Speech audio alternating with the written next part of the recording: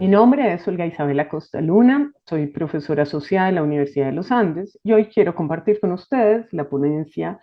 que he titulado Ante la incomodidad, buscando un lugar para el relato biográfico decimonónico de un pintor colonial. El pintor Gregorio Vázquez de Arce y Ceballos, nacido en Santa Fe, Bogotá, en 1639, misma ciudad donde muere en 1711, se convirtió en una celebridad en Colombia, especialmente después de 1859, cuando José Manuel Grot publica la noticia biográfica de Gregorio Vázquez de Arce y Ceballos. Desde las primeras líneas, Grot define a Vázquez como un genio capaz de superar cualquier obstáculo. Antes de esta publicación y a pesar de la poca documentación escrita sobre el pintor durante sus años de vida, sabemos que Vázquez ya era reconocido por su serie de pinturas de gran formato realizadas a fines del siglo XVII para la Capilla del Sagrario de Santa Fe, Bogotá. Durante el siglo XVIII, su reconocimiento siguió alimentándose por comentarios como el del jesuita Filippo Salvador Gelig, quien entre 1780 y 1784 comparó su fama con aquella de Rafael Sanzio en Italia. No obstante, fue durante las primeras 3 décadas del siglo XIX, a través de la visita de Alexander von Humboldt a Santa Fe, Bogotá, seguida por la de diferentes viajeros, cuando aumentaron los elogios más disímiles sobre el talento de este pintor, a veces identificado como europeo, otras comparado con los mejores estudiantes de Anton Rafael Mengs o con pintores como Bartolomé Esteban Murillo. Tras la publicación de la noticia biográfica en 1859, Vázquez fue identificado y reconocido en Colombia con apelativos como genio, príncipe e ícono del arte nacional, privilegiando la construcción de su memoria y el cuidado de su legado ante el resto del patrimonio artístico colonial del país. Esta situación ha ido cambiando en las últimas 2 décadas debido a la revisión crítica hecha por la historiografía local sobre la tradición narrativa y discursiva de la historia del arte sobre los siglos XVII y XVIII. En ella se ha clasificado la noticia biográfica como un engranaje dentro de los diferentes intentos por cimentar el Estado Nacional. Jaime Borja argumentó, por ejemplo, en el 2008, que la creación de Vázquez como un ícono nacional respondió a una respuesta conservadora decimonónica que buscó recuperar héroes coloniales en un intento que pretendía rescatar las fuentes de la hispanidad. Tal recuperación conllevó, según este mismo autor, a la recreación histórica de Vázquez y de su obra, bajo lógicas del siglo XIX y no de aquellas de los siglos XVII y XVIII. Debido a esta lógica histórica y anacrónica, parte de la historiografía reciente, hemos identificado la noticia biográfica de Grot como el cimiento principal dentro de la construcción de lo que se ha llamado el mito de Vázquez, un tipo de relato que identifica y exalta a un solo artista como el único genio de su tiempo y como piedra angular de la reconstrucción histórica del arte local durante el periodo colonial. Teniendo en cuenta esta reflexión, en lo que va corrido del siglo se ha ido dando progresivamente lo que podríamos denominar el derrocamiento del mito del pintor santafesino. Esto lo visibilizamos, por ejemplo, en el retiro abrupto de su monumento que durante años estuvo en el Museo Colonial en Bogotá y que hoy paradójicamente se halla en el Patio del Silencio de la Biblioteca Luis Ángel Arango. Así como en el caso de la estatua del Museo Colonial, la noticia biográfica de Vázquez, escrita por Grot, ha sido desplazada como un escrito importante a tener en cuenta, principalmente por enaltecer un pasado poco deseable para una historiografía que se preocupa por su rol en la construcción de la sociedad del presente. El pasado que reconstruye la noticia exalta a un artista criollo,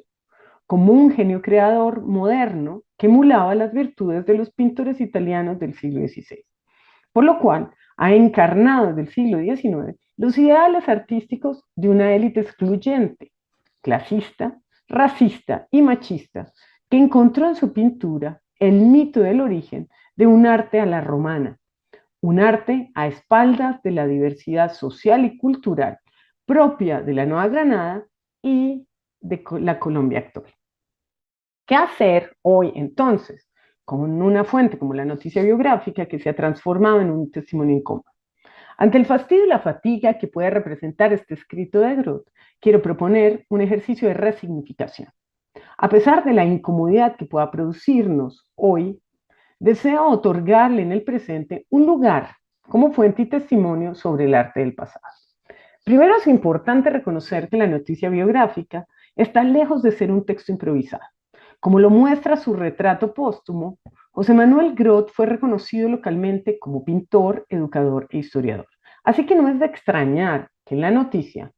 Grot hiciera gala de su amplia erudición como conocedor del arte. La noticia sigue un ideario, unas metodologías y una estructura narrativa que se sirven de un corpus documental conformado por manuscritos y publicación, así como de la tradición oral rescatada por sus contemporáneos y de conversaciones con algunos viajeros europeos que visitaron Santa Fe en la primera mitad del siglo XIX y que emitieron juicios sobre Vázquez y su obra pictórica. Igualmente, los acervos artísticos entonces en iglesias de Bogotá y en colecciones particulares se convirtieron en fuentes principales, pero también lo fueron algunas obras ubicadas en Europa, cuyos originales Grot nunca conoció. Ahora bien,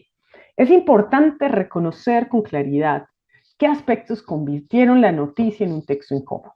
El deseo que en Colombia no se perdiera la memoria de un artista célebre cuando tan escasos habían sido los progresos en las bellas artes, era la principal motivación de Grot, como él mismo lo escribe en su texto. La utilidad de su obra se basaba entonces en la narración y preservación para las futuras generaciones de las grandes acciones hechas por Vázquez, para lo cual escogió el relato biográfico, relato que según autores contemporáneos como Joven Jaucardo Checangana, se convirtió en el escenario de una serie de leyendas de carácter romántico y nacionalista. Leyendas que se repitieron sin juicio crítico, dando origen a la biografía que a comienzos del siglo XXI aún se conoce sobre el artista. Con ello, la noticia ha sido reconocida como una ficción y por ende Grot como un narrador de artificios. Entender esta ficcionalidad del relato sobrepasa las fronteras colombianas y latinoamericanas, así como los límites temporales de los siglos XVII al XXI y devela la relación cambiante entre dos tipos de escritura, la biográfica y la histórica, y su diferenciación dada por algunos autores desde la antigüedad clásica como relatos verosímiles y verdaderos, respectivamente. Esta controversia se da especialmente en el seno de la filosofía de la historia a la hora de cuestionar teórica y metodológicamente la relevancia de elegir un individuo y su vida, desde su nacimiento hasta su muerte, como una experiencia trascendental para una generación o una época. Ahora bien, ¿cómo podemos pensar a Grot y a su escrito en esta ecuación? Bien lo explica Chicangana Bayona, que la noticia redactada por Grot contiene trazos típicos, románticos y nacionalistas de un escritor del siglo XIX, por lo cual, cuyo reconocimiento ha hecho que este texto haya perdido vigencia y legitimidad, especialmente al observarlo a la luz del devenir historiográfico en Colombia desde mediados del siglo XX.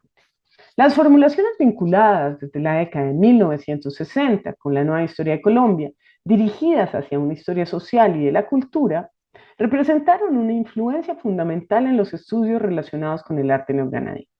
Más allá de algunos casos aislados, lo cierto es que para 1960 no existían en el país espacios disciplinares dedicados exclusivamente a la historia del arte, donde se pensara y discutiera profunda y rigurosamente sobre la construcción histórica del pasado colonial.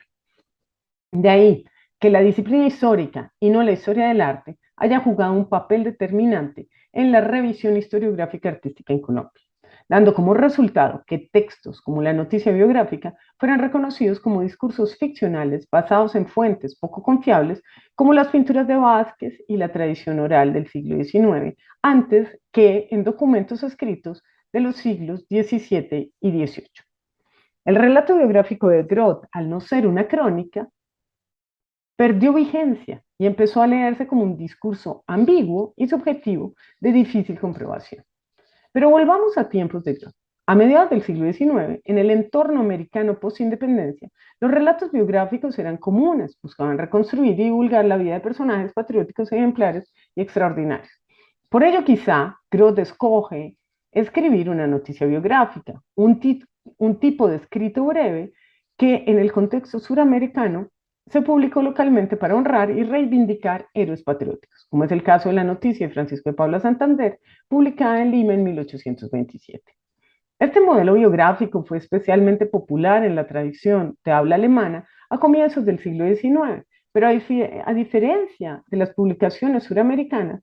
estas se ocupaban de un espectro más amplio de individuos destacados por sus oficios como la música o la teología. Además del formato propio de la noticia biográfica, lo cierto es que las vidas escritas en el siglo XVI por Giorgio Vasari debían representar una influencia sine qua non para cualquier relato que se ocupara de la vida de un artista, bien si el autor los había leído o no. La publicación de Groth obedece a un género novedoso del siglo XIX dentro de los retratos de carácter biográfico, la monografía de artistas. Como bien lo ha explicado Gabriele Guercio, dedicar un libro a un artista individual empezó a ser común hacia 1800, convirtiéndose en el género predilecto que reunió en una sola narración la vida y obra de un artista. Tal escalada del nuevo género en Europa fue posible gracias al interés que siguieron despertando en el siglo XIX maestros individuales del Renacimiento, así como el coleccionismo y la exhibición de sus obras en museos. Entendiendo la noticia biográfica como un escrito monográfico, Groth apela a anacronismos y a relatos ficcionales que recrean la cronología entre 1639 y 1711, que conforman los años de vida del pintor santafereño. Groth hace caso omiso a una realidad del siglo XVII que no debía ser ajena a la suya, aquella del quehacer pictórico como un ejercicio propio del trabajo colectivo de taller y por ende del constante anonimato, donde la relación entre maestros y jóvenes aprendices, por fuera de estructuras familiares, se regía a menudo por compromisos pactados notarialmente en conciertos de aprendizaje. Sin embargo, estos documentos no develan ni los deseos ni los intereses de los pintores y por ende suelen anular su individualidad.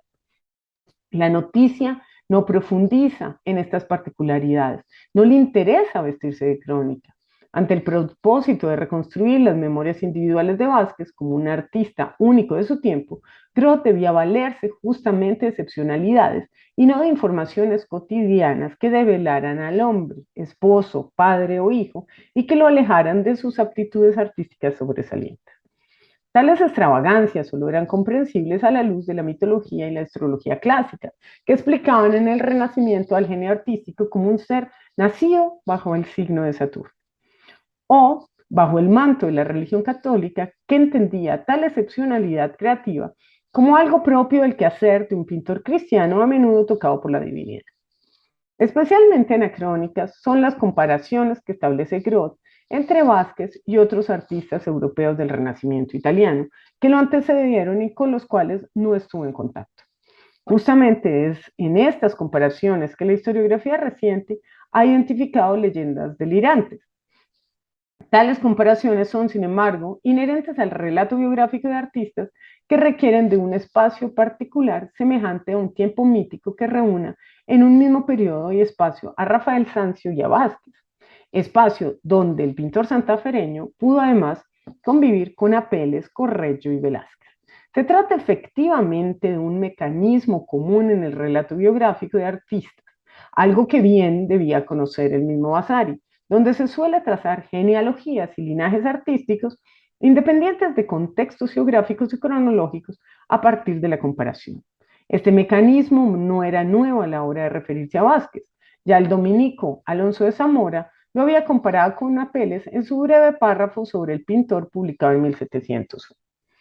Sarah Blake McCann ha resaltado que la inserción de los artistas griegos apropiados en las tres etapas de desarrollo del arte italiano propuesta por Vasari le permitía conectar su contemporaneidad con la antigüedad. Apeles, junto con otros artistas como Protógenes o Zeuxis, pertenecían entonces a la tercera edad de desarrollo del arte clásico, como también lo hacían Miguel Ángel y Rafael en la Italia del siglo XVI. Así, en estos dos momentos distantes, algunos artistas habían sido capaces de reproducir magníficamente no solo las formas y los movimientos del cuerpo humano, sino especialmente las pasiones y emociones de la mente. De tal manera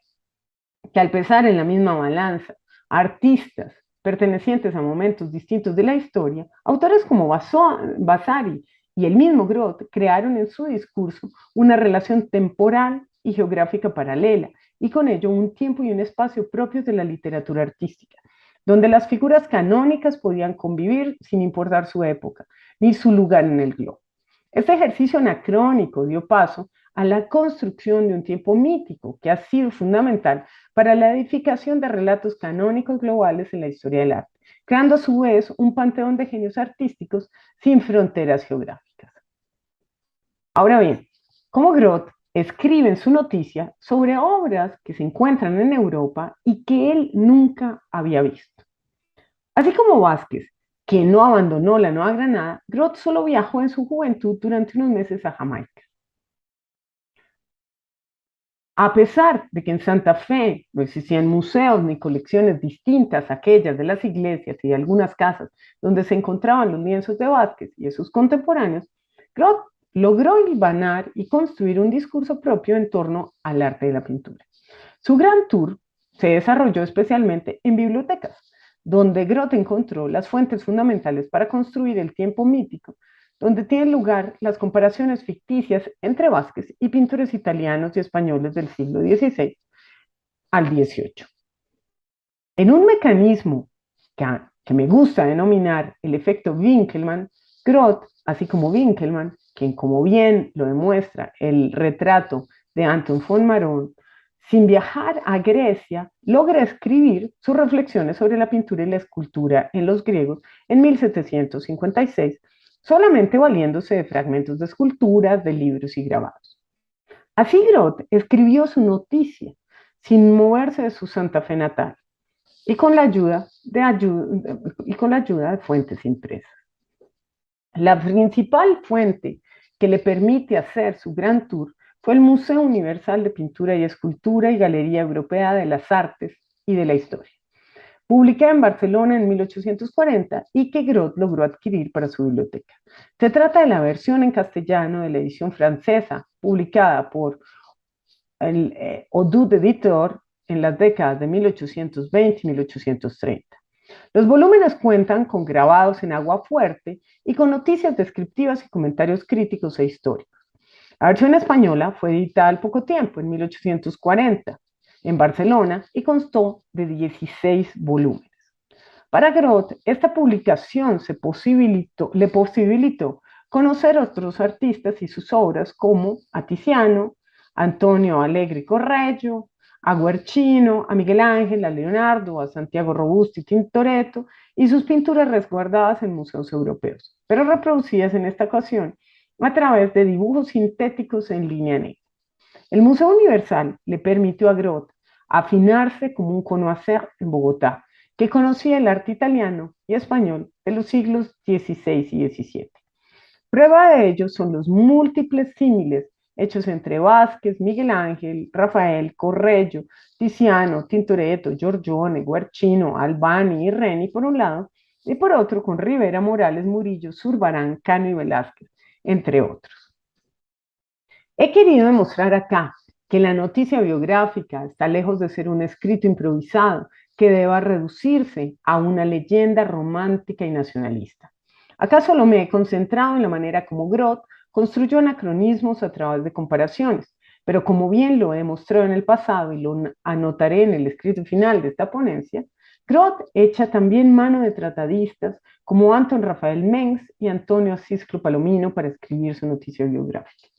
El carácter anacrónico y ficcional del texto de Groth es propio de relatos biográficos, donde se hace necesario apelar a nuevas construcciones de tiempo que permitan el encuentro de artistas semejantes de diferentes geografías y temporalidades, y que unidos conformen un linaje artístico. Si lo miramos así, las comparaciones entre Vázquez y artistas como Correggio o Rafael no deben ser vistas como meras leyendas, sino como el intento de Groth de construir un texto fundacional sobre la pintura local que tenía como iniciadora Vázquez.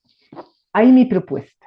Groth instaura el mito del origen de la pintura local, no a través de una relación desigual o subalterna ante pintores italianos o españoles. Por el contrario, Vázquez se relaciona en su noticia de manera horizontal y a veces con superioridad.